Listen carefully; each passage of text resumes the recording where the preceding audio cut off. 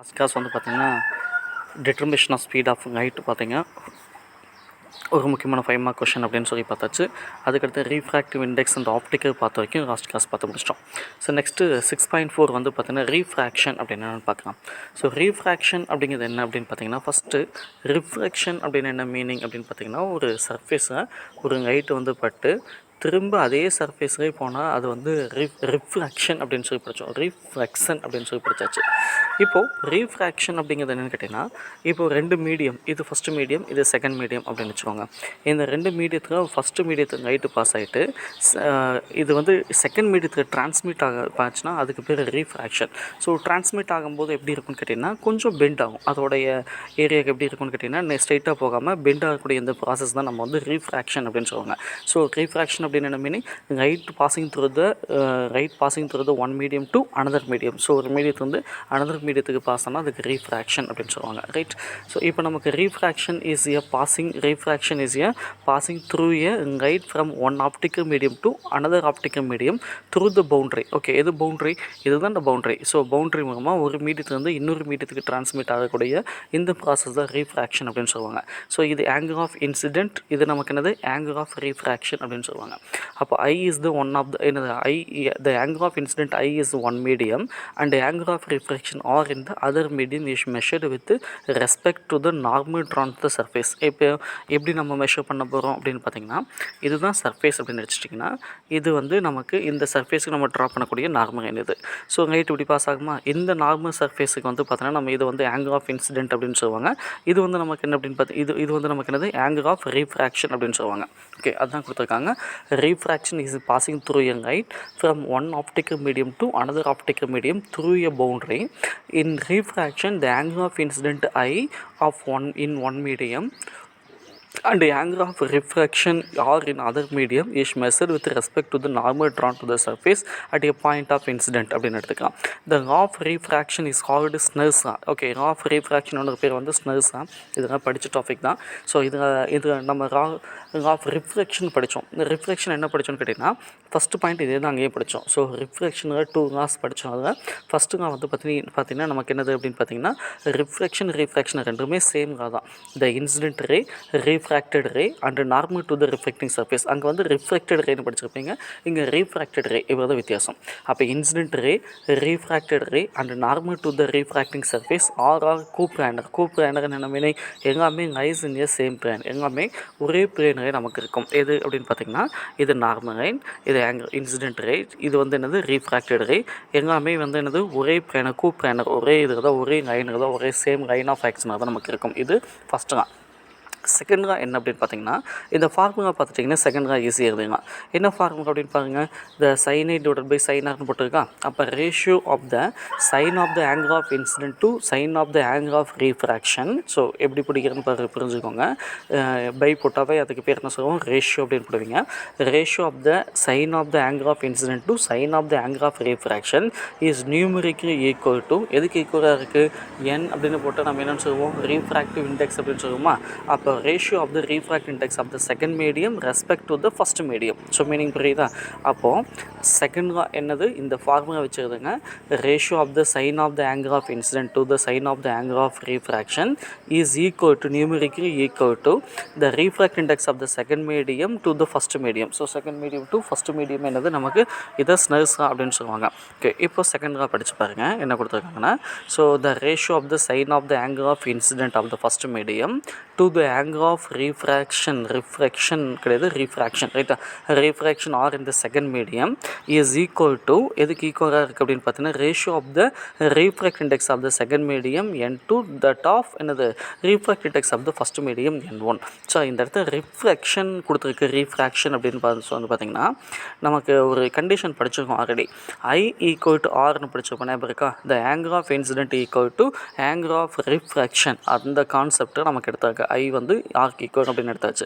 So above equation, இந்த above ஈக்குவேஷனை நம்ம வந்து என்னது ரீரைட் பண்ணும்போது எப்படி வரும் நமக்கு n1 இன்ட்டு sin i அப்படின்னு எடுத்துக்கலாமா. அப்போ n1 into sin i is equal to n2 into sin r அப்படின்னு எடுத்துக்கலாம். அப்போ ஸ்னர்ஸ்ரா அப்படிங்கிறது இந்த ரெண்டுமே தனியாக நம்ம நோட் பண்ணால் அதுதான் நமக்கு ஸ்னர்ஸ்ரா. ஓகே, இப்போ டயக்ராம் பாருங்கள்.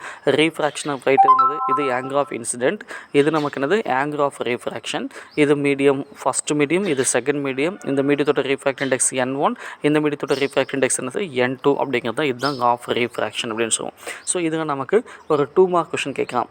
ஸ்டேட் லா ஆஃப் ரீஃப்ராக்ஷன் அப்படின்னு கேட்டால் இந்த ஃபஸ்ட்டு செகண்ட் இந்த 2 பாயிண்ட்டும் அப்படி எழுதிக்கோங்க. இதுதான் நமக்கு லா ஆஃப் ரீஃப்ராக்ஷனுடைய கான்செப்ட். ஓகே, இப்போ நமக்கு அடுத்து ஆங்கிள் ஆஃப் டீவியேஷன் அப்படின்னா என்ன அப்படின்னு சொல்லி பார்த்தோம் நமக்கு. ஸோ இப்போ ஆங்கிள் ஆஃப் டீவியேஷன் வந்து பார்த்திங்கன்னா இந்த ஆங்கிள் ஆஃப் டீவியேஷன் அப்படிங்கிறது அது ஆல்ரெடி நம்ம ரிஃப்ராக்ஷனும் படித்தாச்சு. We now that angle between the incident and deviated ray is called angle of deviation. So incident ரைட்டுக்கும் டீவியேட்டட் ரைட்டுக்கும் இடையே இருக்கக்கூடிய ஆங்கிளுக்கு பேர் என்னது ஆங்கிள் ஆஃப் டீவியேஷன் அப்படின்னு எடுத்துக்கலாம். எது டீவியேட்டட் ரைட் அப்படின்னு பார்த்தீங்கன்னா இதுதான் நமக்கு டீவியேட்டட் ரைட். ஸோ ஆக்சுவலாக இந்த ரைட்டு நேராக வந்து இது ஐயங்கிற இன்சிடென்ட் பட்டால் எப்படி போகணும் அப்படின்னு பார்த்தீங்கன்னா ஸ்ட்ரைட்டாக போகணும். இப்படி ஸ்ட்ரைட்டாக போகணும். அந்த டாட் லைன் போட்டுருக்கு பார்த்தீங்கன்னா இது மாதிரி ஸ்ட்ரைட்டாக போகணும். ஆனால் ரீஃப்ராக்ஷன் அப்படின்னு சொன்னாவே என்ன மீனிங் அப்படின்னு சொன்னேன், அந்த ரைட் வந்து பெண்ட் ஆனால் அதுக்கு பேர் ரீஃப்ராக்ஷன் அப்படின்னு சொல்லுவாங்க. அப்போ எவ்வளோ ஆங்கிள் வந்து அது வந்து ஆங்கிள் ஆஃப் ரீஃப்ராக்ஷன் பெண்ட் ஆகுதோ அந்த I மைனஸ் ஆர் இதுதான் நம்ம என்னது ஆங்கிள் ஆஃப் டீவியேஷன் அப்படின்னு சொல்லுவாங்க. மீனிங் புரியுதா பாருங்கள்.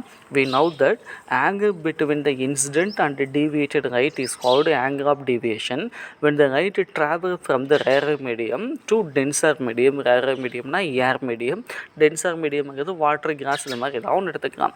when the light travel from the rarer medium to denser medium it deviated towards the normal as shown in the figure. So எப்படி இருக்கும் towards the normal எதுப்பா, அதாவது இந்த படிக்கிறது முன்னாடி ஃபஸ்ட் இங்கே பார்த்துக்கோங்க. இந்த டயக்ராம் வச்சு ஈஸியாக எழுதிக்கலாம். ஸோ இப்போ நமக்கு என்னது அப்படின்னு பார்த்தீங்கன்னா ஃபஸ்ட் ஒன் நமக்கு இந்த ஆங்கிள் ரீஃப்ராக்ட் வந்து rarer medium to denser medium. எது ரேரர் மீடியம், இது நமக்கு ரேரர் மீடியம் அப்படின்னு எடுத்தாச்சு. இது நமக்கு என்னது டென்சர் மீடியம் அப்படின்னு சொல்லிட்டாங்க. அப்போ நமக்கு எப்படி இருக்குது அப்படின்னு பார்த்தீங்கன்னா இப்போது எது நார்மல் லைன், இது நார்மல் லைன். இப்போ இந்த ஆங்கிள் ஆஃப் டீவியேஷன் எப்படி இருக்குன்னு கேட்டிங்கன்னா டுவேர்ட்ஸ் த நார்மல் லைனாக இருக்கா பாருங்கள். நார்மல் லைனுக்கு பக்கத்தில் போயிட்டுருக்கு. அப்போ ஒரு லைட் வந்து rarer medium to denser medium pass ஆனால் கண்டிப்பாக அந்த ரீஃப்ராக்டட் லைட் ரே என்ன ஆகும்னு கேட்டிங்கன்னா towards bend towards the normal லைனுக்கு டுவேர்ட்ஸாக பெண்ட் ஆகும். அதே வந்து இப்போ இது டென்சார் மீடியம், இது ரேரர் மீடியம் அப்படின்னு எடுத்துக்கலாமா.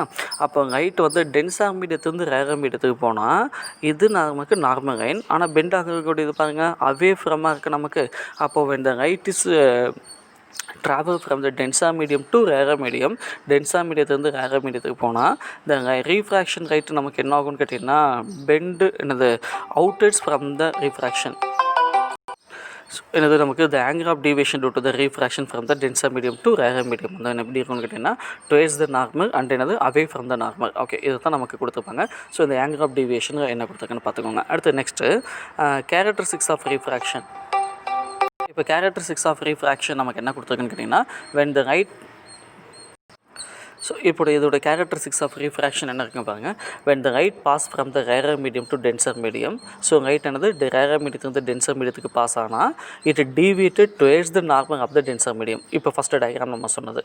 அடுத்து second when the light pass from the denser medium to rarer medium, denser மீடியத்துலேருந்து எங்கே ரேரர் மீடியத்துக்கு பாஸ் ஆனால் it deviated away from the normal. Okay, அது என்னது அந்த நார்மல் லைனை விட்டு நமக்கு என்னது அவே ஆகும், வெளியே போகும். ஸோ இது கேரக்டரிஸ்டிக்ஸ் ஆஃப் ரீஃப்ராக்ஷனில் வந்து ஃபஸ்ட்டு ஆகுது. when the light pass through the rarer medium to denser medium pass ஆனால் the refracted rays towards the normal line. அதே வந்து denser medium to rarer medium pass ஆனால் away from the normal line. Okay, normal line விட்டு வெளியே போகும். இது first 2 point. அடுத்தது in any refracting surface there will also the some refraction takes place. Okay, எந்த ஒரு ரீஃப்ராக்டிங் சர்ஃபேஸ்னு எடுத்துட்டாலும் அதில் சம் அமௌண்ட் ஆஃப் ரிஃப்ராக்ஷன் கண்டிப்பாக நடக்கும். ஸோ இதுதான் இந்த டயக்ராம். ஸோ பாருங்கள், இப்போ நமக்கு என்ன அப்படின்னு பார்த்தீங்கன்னா இது ஒரு ரீஃப்ராக்டிங் சர்ஃபேஸ் ரைட்டா. இந்த ரீஃப்ராக்டிங் சர்ஃபேஸ் இது எடுத்துக்கோங்க. இப்போ வந்து ஆங்கிள் ஆஃப் இப்போ வந்து பார்த்தீங்கன்னா ஒரு ரைட் ஆங்கிள் ஆஃப் ஐ அப்படிங்கிற angle of incident angle of incident பட்டால் என்ன ஆகும்னு கேட்டிங்கன்னா partially refracted partially refracted meaning என்ன சொல்ல புரியுதா? ஒரு லைட் வந்து ரீஃப்ராக்டிங் சர்ஃபேஸ் பட்டால் அது கம்ப்ளீட்டாக ரீஃப்ராக்ட் ஆகும்னு சொல்ல முடியாது. அது என்ன ஆகும்னு கேட்டிங்கன்னா பார்சியலி ரிஃப்ளெக்டட். ஸோ பாதி நமக்கு என்னது ரிஃப்ளெக்ட் ஆகும், பார்சியலி என்னது ரீஃப்ராக்டட், பாதி நமக்கு என்னது ரீஃப்ராக்டட் ஆகும் அப்படிங்கிறது தான் இந்த தேர்ட் பாயிண்ட்டுடைய கான்செப்ட். பாருங்கள், in any refracting surface there will also some refraction takes place. அதில் கண்டிப்பாக கொஞ்சம் ரிஃப்ராக்ஷன் நடக்கும். Thus is the intensity of the refracted light will lesser than of the incident light. So intensity வந்து எதுக்கு கம்மியாக இருக்கும்னு கேட்டிங்கன்னா ரீஃப்ராக்டட் லைட்டுடைய குவான்டிட்டி எப்படி இருக்குன்னு பார்த்தீங்கன்னா ரிஃப்ராக்டட் லைட்டை விட நமக்கு எப்படி இருக்கும், கம்மியாக இருக்கும். அப்போ எது அதிகமாக இருக்குது? ரிஃப்ராக்டிங் தான் அதிகமாக இருக்கும் நமக்கு. ரிஃப்ராக்டிங் இஸ் கிரேட்டர் தென், ரைட்டா? அடுத்தது, the phenomena in which a part of light from the source undergoes the refraction and other part of the light from the same source undergoes the refraction. So source அப்படிங்கிறது என்னது? எங்கிருந்து light வருதோ அதை தான் சோர்ஸ்ன்னு சொல்லுவாங்க. இந்த சோர்ஸ் வந்து பாதி லைட் நமக்கு என்ன ஆகுது? ரிஃப்ளெக்ட் ஆகுது, மீதி பாதி நமக்கு என்னது? ரீஃப்ராக்ஷன் ஆகுது. அட் த சேம் என்னது?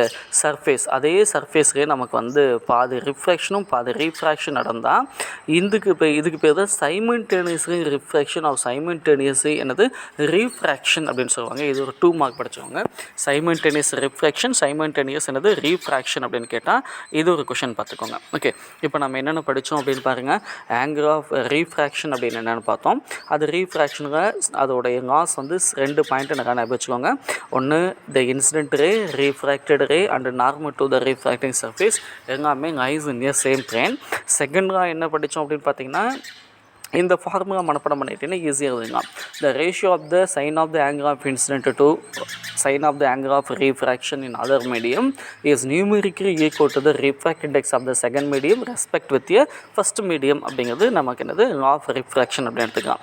ஆங்கிள் ஆஃப் டீவியேஷனுக்கு நமக்கு 2 பாயிண்ட் வந்து பார்த்திங்கன்னா இந்த டயக்ராம் வச்சு மனப்பாடம் பண்ணிக்கோங்க. என்னது? when the light travel from the rarer medium to denser medium, the refracted ray என்ன ஆகும்? twice the நார்மல் ரேனுக்கு பாஸ் ஆகும். அதே when the light denser medium to rarer medium pass ஆனால் refracted ray என்ன ஆகும்னு கேட்டிங்கன்னா அவே ஃப்ரம் த நார்மல் ரேனை விட்டு நமக்கு என்னது? வெளியே போகும் அப்படிங்கிறது இது. ஸோ அதுதான் அதோடைய கேரக்டரிஸ்டிக்ஸ். ஃபஸ்ட்டு பாயிண்ட் படித்தாச்சு, செகண்ட் பாயிண்ட் படித்தாச்சு. தேர்ட் பாயிண்ட் என்ன அப்படின்னு பார்த்தீங்கன்னா இந்த தேர்ட் பாயிண்ட் வந்து என்ன ஃபினாமினா அப்படின்னு கேட்டிங்கன்னா ஒரு பார்ட் ஆஃப் லைட் வந்து ஒரு சோர்ஸ் வந்து வரக்கூடிய லைட் வந்து ஒரு சர்ஃபேஸ் பட்ட ரிஃப்ளெக்ட் ஆச்சுன்னா அதுதான் அதர் பார்ட் ஆஃப் லைட் வந்து ஒரு 70% போயிடுச்சுன்னா மீதி இருக்கக்கூடிய 30% என்ன ஆகும்னு கேட்டிங்கன்னா அண்டர்கோஸ் த ரீஃப்ராக்ஷன். அப்போ இந்த சர்ஃபேஸில் ரெண்டுமே நடக்குது, ரிஃப்ராக்ஷனும் நடக்குது, ரீஃப்ராக்ஷன் ரெண்டுமே நடக்குது. அப்போ இதுக்கு பேர் என்னது? Simultaneous refraction or simultaneous refraction அப்படின்னு சொல்லி நம்ம எடுத்துக்கலாம். இது தேர்ட் பாயிண்ட் முடிஞ்சது. அடுத்தது பிரின்சிபல் ஆஃப் ரிவர்சிபிலிட்டி அப்படின்னா என்னென்னு பார்க்கலாம். ஸோ ரிவர்சிபிலிட்டி அதுவே நம்ம கொடுத்தாச்சு. ஸோ ரிவர்சிபிலிட்டி அப்படின்னு சொன்னாவே என்னது? லைட்டை வந்து திரும்ப அதே பார்த்து போனால் அது ரிவர்சிபிலிட்டி அப்படின்னு சொல்லுவாங்க.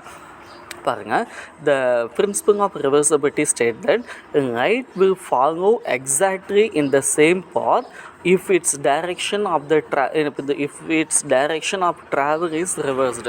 ஸோ இப்போது அந்த லைட்டோடைய டைரெக்ஷன் சேஞ்ச் ஆனால் அது திரும்ப அதே பாத்துலேயே போனால் இது நமக்கு என்னது? ரிஃப்ளெக்ஷன் அப்படின்னு எடுத்துக்கோமா. ஒரு லைட் வந்து ஒரு சர்ஃபேஸில் பட்டு இப்படி கம்ப்ளீட்டாக ரிஃப்ளெக்ட் ஆனால் அது என்னது? ரிஃப்ளெக்ஷன் அப்படின்னு சொல்லுவோம். இப்போ இந்த லைட்டு ரிவர்ஸ் ஆகும்போது திரும்ப அதே பாத்திரையே என்னது? அது எந்த பாத்திரையை போச்சோ அதே பாத்திரையை திரும்ப டிரான்ஸ்மிட் ஆனால் திரும்ப அதே பாத்திரை போனால் அது என்ன நம்ம சொல்லுவோம்? த பிரின்சிபல் ஆஃப் என்னது? ரிஃப்ளெக்ஷன் ரிவர்சிபிலிட்டி அப்படின்னு எடுத்துக்கலாம். அதே வந்து ரேரர் மீடியத்துலேருந்து டென்சர் மீடியத்துக்கு போகுதுன்னு வச்சுக்கோங்க. Rarer medium to denser medium போனால் லைட் என்ன ஆகும் அப்படின்னு பாருங்கள். ரிஃப்ளெக்டிங் டுவேர்ட்ஸ் நார்மல் லைன் அப்படின்னு சொல்லுவீங்க. அதாவது இது எப்படி ரிஃப்ளெக்ட் ஆகும்னு கேட்டிங்கன்னா இந்த இடத்துல ரிஃப்ளெக்டிங் சர்ஃபேஸ் நம்ம வச்சுருக்கோம். ஓகே, இந்த செகண்ட் டயக்ராம் கொடுத்துருப்பாங்க. பிளேன் மிரர் வைக்கும்போது இப்போ நமக்கு அந்த லைட் வந்து இதில் ரீஃப்ராக்ட் ஆகக்கூடிய லைட் இந்த பிளேன் மிரர் பட்டால் திரும்ப அதே டைரெக்ஷனுக்கு திரும்ப போகும். ஸோ இதை தான் நம்ம என்னது? ரிவர்சிபிலிட்டி அப்படின்னு சொல்லுவாங்க. அப்போ ரிவர்சிபிலிட்டி அப்படிங்கிற ஞாபகம் வச்சுக்கோங்க.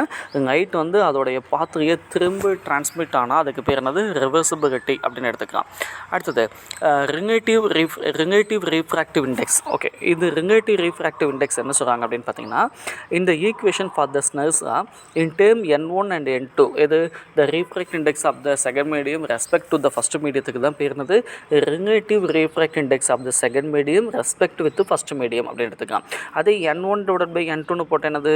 த the relative refractive index of the first medium respect with a second medium. இவ்வளோ தான் மீனிங். ஓகே, அப்போ N2 by N1 போட்ட என்னது second medium respect with first medium, N1 by N2 போட்ட என்னது ஃபஸ்ட் மீடியம் ரெஸ்பெக்ட் வித் என்னது second medium. அவ்வளோதான் meaning, வேறு எது கிடையாது. இதை வந்து நம்ம என்னது second medium respect with first medium போட்டால் N21 அப்படின்னு போடுவோம். அது first medium respect with second medium போட்டால் என்ன போடணும், N12 அப்படின்னு போடணும். இது ஒன்று மட்டும் பார்த்துக்கோங்க.